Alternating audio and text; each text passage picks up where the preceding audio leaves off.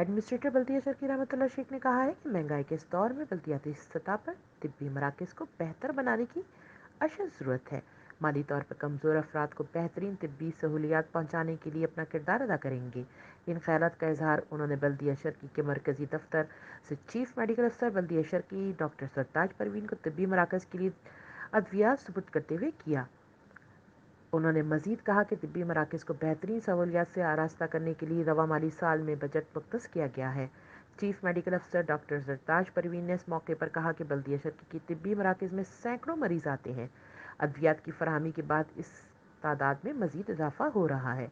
उन्होंने तिब्बी मराकज़ के लिए अद्वियात की फराहमी पर एडमिनिस्ट्रेटर बल्दिया शर्की रहमतुल्लाह शेख और म्यूनिसिपल कमिश्नर फ़हीम खान का शुक्रिया अदा किया।